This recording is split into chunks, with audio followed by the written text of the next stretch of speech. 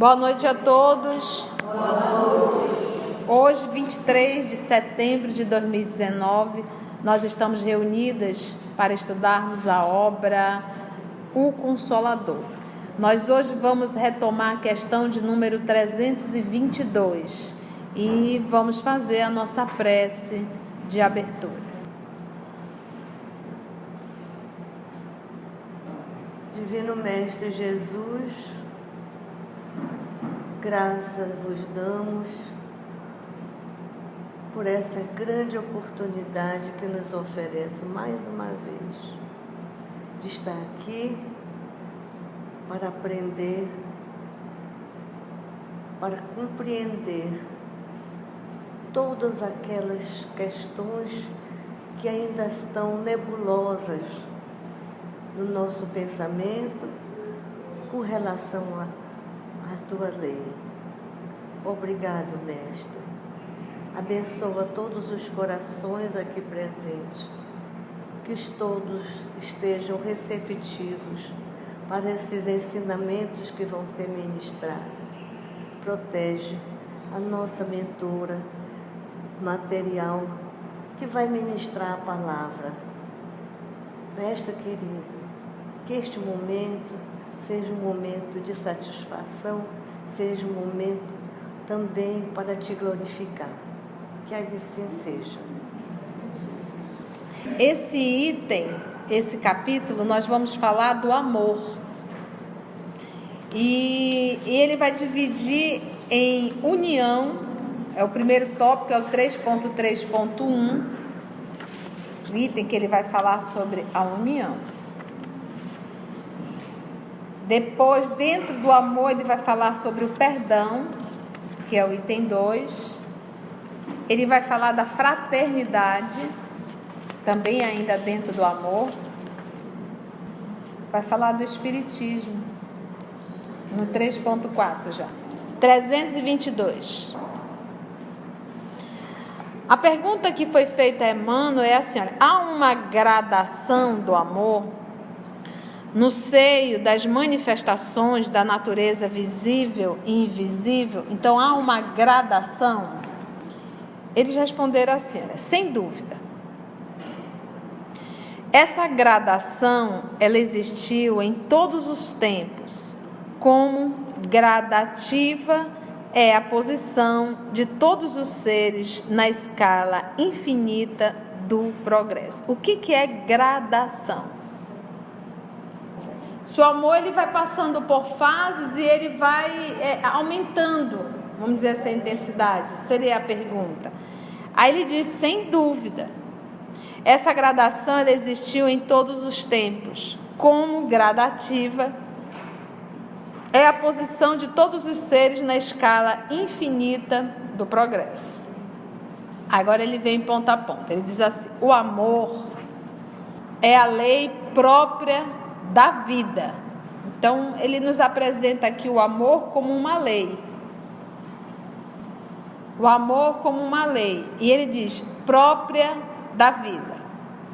E sob o seu domínio sagrado, todas as criaturas e todas as coisas se reúnem ao Criador, dentro do plano grandioso da unidade universal, dentro desse plano grandioso. Desde as manifestações mais humildes dos reinos inferiores da natureza, observamos a exteriorização do amor em sua feição divina. Aí ele vem, na poeira cósmica, síntese da vida, temos as atrações magnéticas profundas. Então ele faz esse movimento, comentando as poeiras cósmicas, nesse movimento da atração magnética, ele já apresenta isso como um movimento de amor. Então vai expandindo, a gente começa a entender o amor, mas ele está dizendo na sua função, porque quando a gente fala de escala, que ele vai falar da gradação, a gente só consegue entender essa gradação avaliando a humanidade amando. Mas não, ele está indo muito além, ele está indo na poeira cósmica, no mineral, no vegetal, já o movimento do amor. Olha que interessante. Aí ele diz assim, olha, desde as manifestações mais humildes dos reinos inferiores da natureza, observamos a exteriorização do amor em sua feição divina. Na poeira cósmica, síntese da vida, temos as atrações magnéticas profundas. Nos corpos simples, vemos as chamadas precipitações da química, isso nos corpos simples. Nos reinos mineral e no reino vegetal, verificamos o problema das combinações indispensáveis.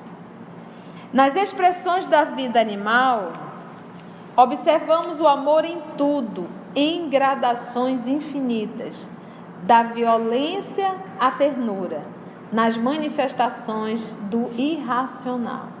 No caminho dos homens é ainda o amor que preside a todas as atividades da existência em família e em sociedade. Porque a família ela é construída, pautada nesse movimento de amor. Reconhecida a sua luz divina em todos os ambientes, observaremos a união dos seres como um ponto sagrado, referência dessa lei única que dirige o universo. Lei única, o amor. Porque quando ele vai falar lá no Livro dos Espíritos, ele coloca a lei de amor, justiça e caridade. É uma lei só, lei de amor, justiça e caridade. Por isso que ele coloca aqui como uma lei única. Reconhecida a sua luz divina em todos os ambientes, observaremos então a união dos seres como um ponto sagrado, referência dessa lei única que dirige o universo. Das expressões de sexualidade, o amor caminha para o supersexualismo, marchando sempre para as sublimadas emoções da espiritualidade pura, pela renúncia e pelo trabalho santificante, até alcançar o amor divino, atributo dos seres angélicos que se edificaram para a união com Deus, na execução de seus sagrados desígnios no universo. Aqui ele fecha a pergunta. Lá no início ele vai mostrando o universo como já um movimento do amor, a atração no mineral, o movimento das plantas, do próprio animal. Você vai ver a macaquinha cuidando do seu macaquinho, a coisa mais fofa do mundo. Você vai ver a leoa cuidando do seu filhote com tanto carinho, que é uma ternura muito grande. Isso já é o movimento, o ensaio do amor. Mas aqui ele chegou no ponto que nós queríamos, que era para falar da raça humana. Nesse último parágrafo, quando ele diz assim, o amor das expressões de sexualidade, né? O amor entre um homem e uma mulher, entre uma mulher e um homem.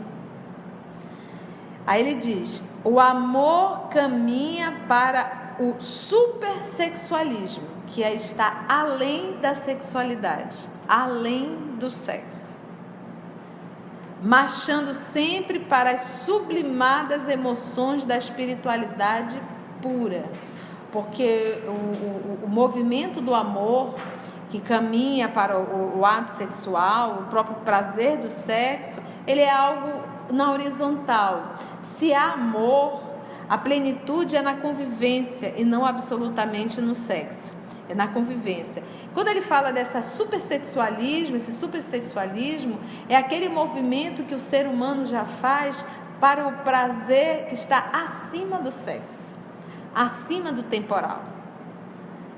Já são essas almas nobres que sentem um grande prazer em servir, em ser útil. Aí ele diz, marchando sempre para as sublimadas emoções da espiritualidade pura. Como são essas emoções? Renúncia, pela renúncia e pelo trabalho santificante. Ele já está falando do amor aqui em outro nível que a gente ainda não consegue conceber, já transcende, porque a gente ainda não consegue compreender Alcione no livro Renúncia. Para a gente é um sacrifício enorme, para ela é um movimento de amor. Então ele diz, pela renúncia e pelo trabalho santificante, até alcançar o amor divino, Atributo dos seres angélicos. Atributo dos seres angélicos. Que se edificaram, porque eles são anjos, têm esse atributo, não porque foi dado, mas porque eles o quê? Conquistaram. Por isso que ele diz que se edificaram para a união com Deus. Então, não mais a união entre eu e o ser hominal, mas entre eu e Deus. Uma vez essa união sendo feita, eu passo a identificar a humanidade universal como irmãos meus, como amados meus. Não há, por exemplo, o carinho e a ternura, o cuidado com que você tem, a dedicação para com o filho que tu paristes. Esse movimento passa a ser universal. Você olha para um idoso, você identifica seu pai e sua mãe. Você olha para um adolescente, você identifica seu filho. É o mesmo sentimento. E a alegria enorme de servir. Atributo dos seres angélicos que edificaram para a união com Deus na execução de seus sagrados desígnios no universo. Qual é o desígnio de Deus para a humanidade terrena? O desígnio de Deus é só que a gente ama. Não tem duas, é só um. O resto é consequência dele. Tudo, se eu ficar aqui, se eu for um sociólogo e ficar discutindo aqui, no fundo, só tem uma lição. A lição única é a do amor. Uma vez o amor estando resolvido, as emoções são sublimes. Não há mais miséria, não há mais ódio, não há mais inveja, não há mais disputa, não há, acaba tudo. Uma vez o amor estando instalado, o resto está tudo resolvido. O amor em cada humano. Aí essa questão aqui foi uma questão, a 323, que deu assim um pouco de pano para manga dentro do movimento espírita. Porque o livro dos Espíritos, ele é bem claro quando nos fala, Diana, quando nos fala que não existe alma gêmea. Aí vem o nosso querido Emmanuel e responde a pergunta assim: será uma verdade a teoria das almas gêmeas? Então, assim, o que a gente tem que entender é a concepção da palavra alma gêmea. Isso quer dizer o quê? Que Deus criou uma pessoa destinada a outra. Então, esse seria o conceito da palavra alma gêmea, né? O conceito que a humanidade entende. Você está predestinada a encontrar aquela pessoa que ela foi feita, você foi feita pela metade, ele também, vocês vão se encontrar para se completar. Então, essa é a teoria. Então, pautado nessa teoria não existe. Porque Deus não fez ninguém pela metade. O que o nosso Emmanuel nos fala, o termo alma gêmea, ele está se referindo a espíritos que ao decorrer das reencarnações se encontraram e desenvolveram um grau de afinidade, de amor muito grande. E que se alegram ao se reencontrar. Que é o caso dele mesmo, Públio com Lívia. Esse amor é o encontro de Saulo de Tarso com Abigail, é o amor de Alcine por Carlos Clenanga. Então são amores assim, mas que foram construídos e não que tenha sido predestinado a isso, entendeu? Vamos ver a resposta do nosso Emmanuel quando ele diz: será uma verdade a teoria das almas gêmeas? Ele diz assim: no sagrado mistério da vida, cada coração possui no infinito a alma gêmea da sua, companheira divina para a viagem à gloriosa imortalidade. Agora ele usou uma palavra aqui, olha, mistério da vida. Cada coração possui no infinito a alma gêmea da sua, companheira divina para a viagem à gloriosa imortalidade. Criadas uma para outras, as almas gêmeas se buscam sempre que separadas. Por isso o nó deu na cabeça do movimento espírita.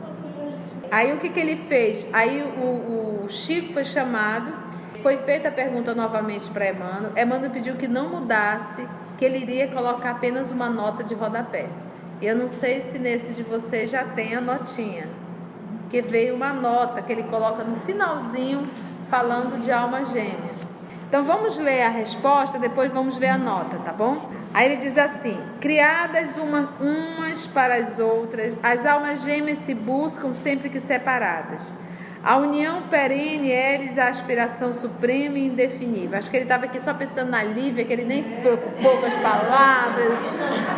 Ele disse: eu já vou fazer uma declaração de novo, até porque ele fez uma música para ela. No livro Há 2000 anos ele cantava, né? Alma gêmea de minha alma. Lembra?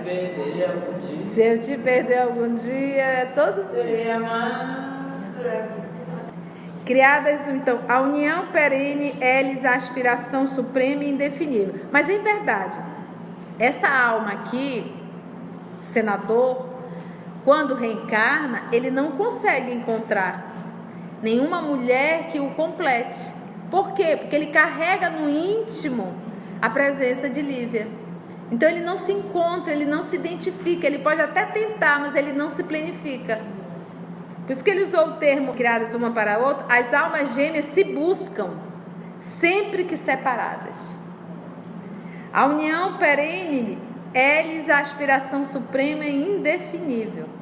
Milhares de seres, se transviados no crime ou na inconsciência, experimentam a separação das almas que os sustentam. Foi o caso dele. Se ele comete crime, é separado da alma. Porque ele diz aqui, olha: experimentam a separação das almas que os sustentam, como a provação mais ríspida e dolorosa. Foi o caso dele. Ele veio e Lívia não. E no drama, e pode prestar atenção que ele buscou só o sacerdócio. Ele não tinha vontade de nenhuma união mais aqui. Que eu sustento como a provação mais ríspida e dolorosa. E no drama das existências mais obscuras, vemos sempre a atração eterna das almas que se amam mais intimamente, evolvendo umas para as outras, num turbilhão de ansiedades angustiosas. Atração que é superior a todas as expressões convencionais da vida terrestre. Quando se encontram no acervo dos trabalhos humanos, sentem-se de posse da felicidade real para os seus corações. Então, como Jesus falou que a felicidade não é desse mundo, normalmente quando se tem essas almas nesse nível de amor, um vai e outro fica. Ou um vai para um continente e o outro para o outro. Por quê? Porque quando essas duas almas se encontram, elas ficam num grau de felicidade tão grande que elas se bastam. E o movimento que a misericórdia divina deseja é justamente a interação. A interação. Você imagina encontrar alguém perfeito, alguém que é alma da tua alma, alguém que é coração do teu coração. Ir para a sopa por quê? Ir para o estudo para quê? Vamos ficar aqui nós dois? E fica, e se fecha no mundo. Então o propósito realmente é você sentir essa saudade, para que você possa ir buscar no mundo a saudade que não basta.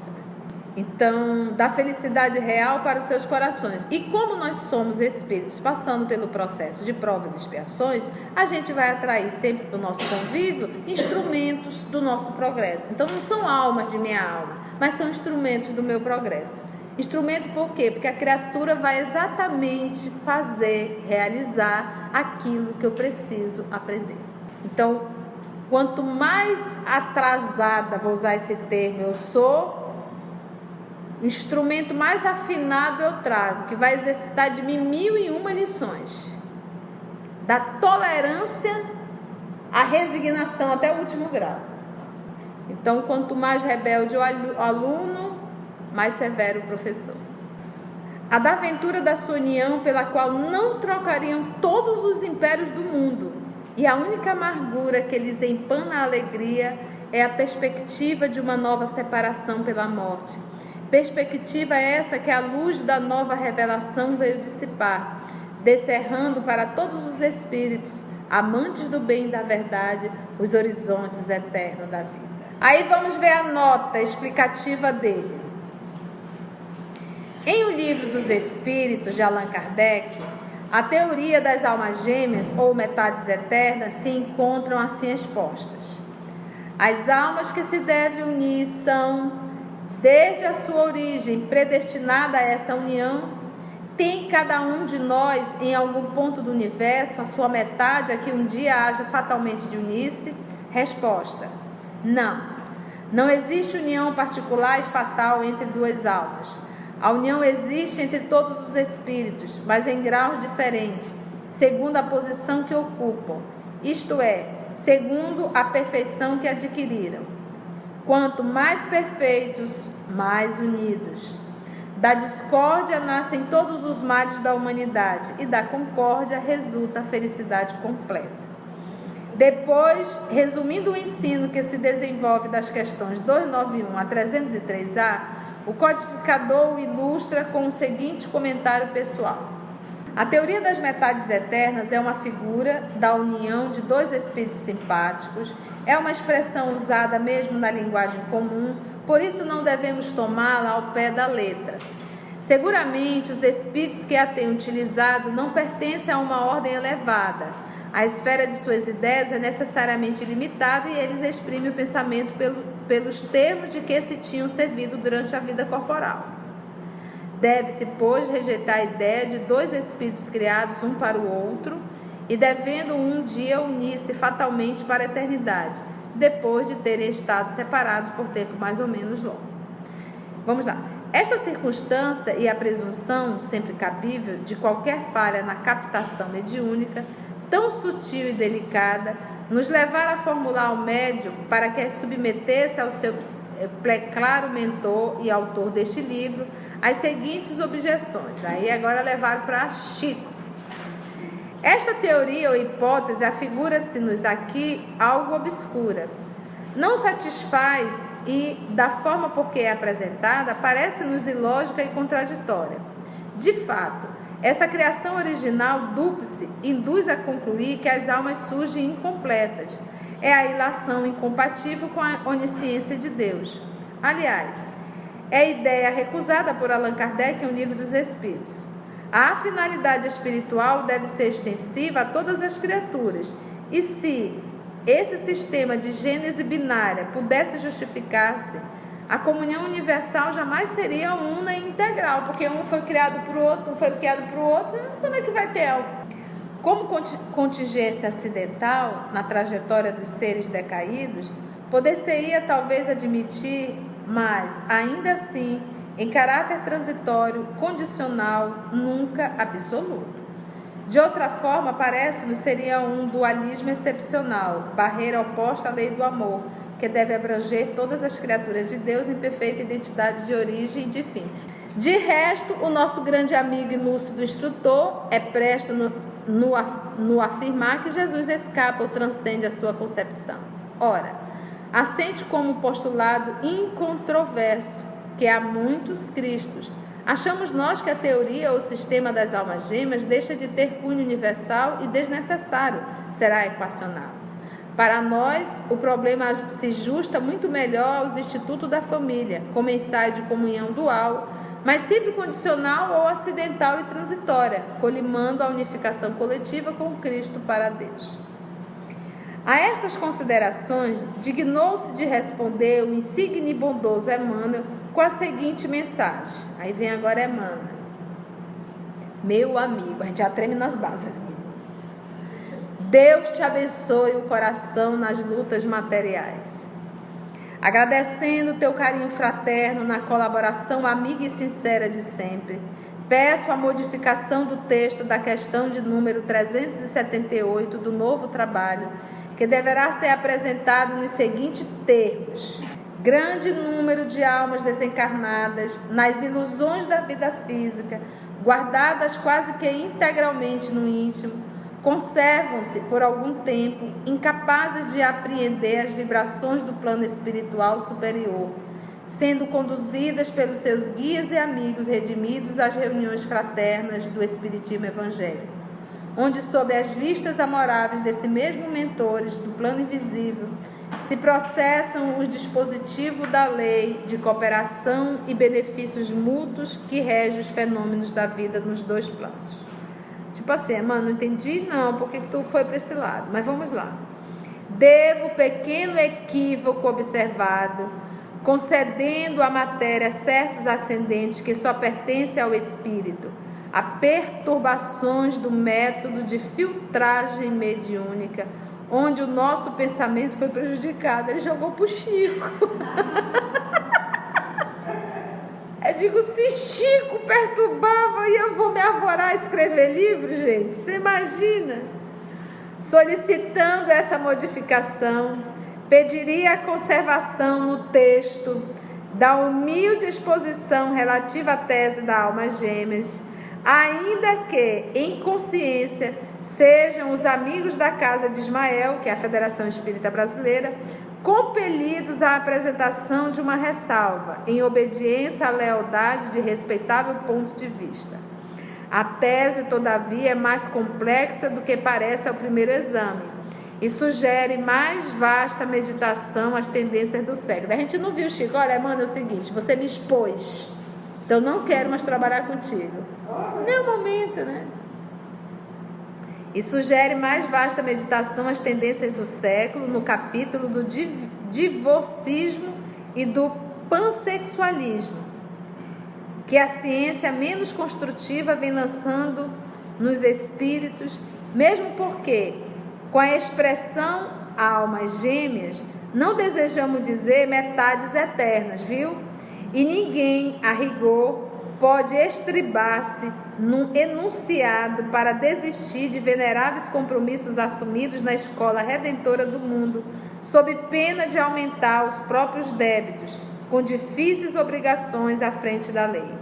No caso do Cristo, devemos invocar toda a veneração para o trato de sua personalidade divina, motivo pelo qual apenas tratei do assunto com referências aos homens, para considerar que as uniões, em toda a vida, são orientadas por ascendente de amor mais profundo que aqueles entrosados nas humanas concepções, que se modificam na esteira evolutiva.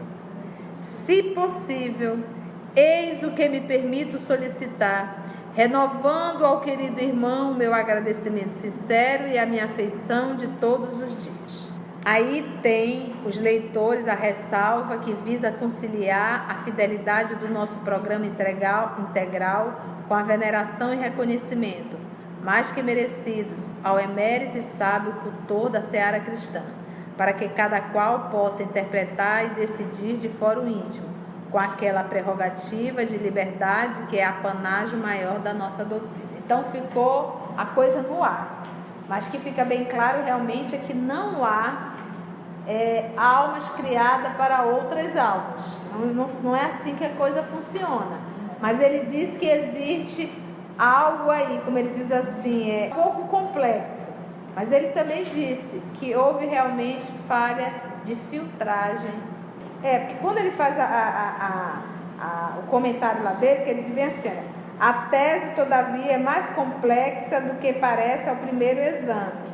E sugere mais vasta meditação às tendências do sexo. Quais são as tendências? Olha como é que ele comenta. Do século. No capítulo do divorcismo, porque o povo divorcia hoje assim, com uma velocidade, e do pansexualismo, né? Então, o pansexualismo é esse período que nós estamos vivendo, é a minha atração pelo mesmo sexo. Então, ele diz assim, é como se fosse assim, numa determinada encarnação, de repente aquela pessoa que eu tenho uma atração enorme está no mesmo corpo que eu, no mesmo corpo. Se eu estou no corpo feminino, aquela alma também está no corpo feminino, e aí há uma atração enorme por aquela alma, entendeu? Então por isso que ele diz que é algo que é muito complexo, como ele diz assim, sugere mais vasta meditação às tendências do século. Tendência do século, que hoje realmente é algo que é difícil uma família não ter um caso homossexual. Mas ele fala aqui especificamente dessa atração. É complexo o assunto, porque a gente não pode fazer uma redundância, né? Uma coisa é de repente eu estar no corpo feminino Eu sou mulher, me comporto como mulher, tenho uma vida feminina e de repente eu encontro uma pessoa e essa pessoa passa a ser a alma de minha alma, mas é outra mulher. Então, eu não sou homossexual, mas encontrei uma alma que isso poderá até envolver sexo. Difere da criatura que já nasce e que tem toda uma tendência e que, na verdade, no fundo, que gosta de fazer sexo com o mesmo sexo. Porque eu não posso dizer que todo comportamento homossexual está derivando de uma situação dessa, entendeu? Cada caso, um caso. Vamos só finalizar então esse aqui. Ele diz: existe nos textos sagrados algum elemento de comprovação para a teoria das almas gêmeas? Ele diz: olha, somos dos primeiros a reconhecer que em todos os textos necessitamos separar o espírito da letra. Contudo, é justo lembrar que nas primeiras páginas do Antigo Testamento, base da revelação divina, está registrado, abre aspas, e Deus considerou que o homem não devia ficar só. E aí ele colocou, veja-se a nota da primeira edição no final do volume, né? A atração das almas gêmeas é traço característico de todos os planos de luta na Terra? Ele diz: olha, o universo é o plano infinito que o pensamento divino povoou de ilimitadas e intraduzíveis belezas.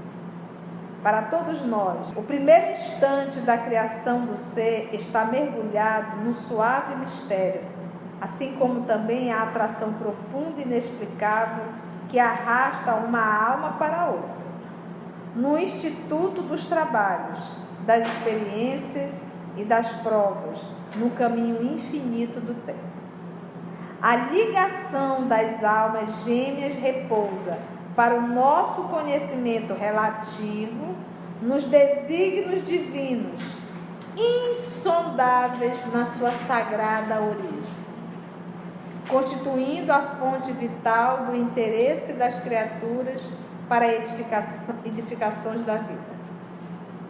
Separadas ou unidas nas experiências do mundo, as almas irmãs caminham, ansiosas pela união e pela harmonia supremas, até que se integrem no plano espiritual, onde se reúnem para sempre nas mais sublimes expressões de amor divino, finalidade profunda de todas as cogitações do ser, no dédalo do destino. Ele insiste nesse movimento, desse encontro de almas. Me faz lembrar também Francisco de Assis e a irmã Clara, que também eram duas almas afins. 326. A união das almas gêmeas pode constituir restrição ao amor universal? Porque fica ali só duas pessoas, e aí? E o universo? Ele diz assim: o amor das almas gêmeas não pode efetuar semelhante restrição, porquanto, atingida a culminância evolutiva, todas as expressões afetivas se irmanam na conquista do amor divino. O amor das almas gêmeas, em suma, é aquele que o Espírito um dia sentirá pela humanidade inteira. Imagina o amor de Lívia e o amor do senador, esse sentimento pela humanidade inteira. Aí ele diz: se todos os seres possuem a sua alma gêmea, qual é a alma gêmea de Jesus Cristo? Agora olha como Emmanuel respeita, né? Não julgamos acertado trazer a figura do Cristo para condicioná-la aos meios humanos. Olha, num paralelismo injustificável. Não compara ele, não. Porquanto em Jesus temos de observar a finalidade sagrada dos gloriosos destinos do Espírito. Ele é o destino. Nele cessaram os processos, não tem mais provas, expiações, não tem. Sendo indispensável reconhecer na sua luz as realizações que nos compete atingir. Representando para nós outros a síntese do amor divino, somos compelidos a considerar que de sua culminância espiritual enlaçou no seu coração magnânimo com a mesma dedicação a humanidade inteira, depois de realizar o amor supremo. Não julgamos acertado trazer a figura do Cristo para condicioná-lo aos meios humanos. Não é parâmetro, né? Vamos parar aí, gente? Então agradecemos ao nosso Senhor Jesus por mais essa oportunidade de estudo e até o nosso próximo encontro.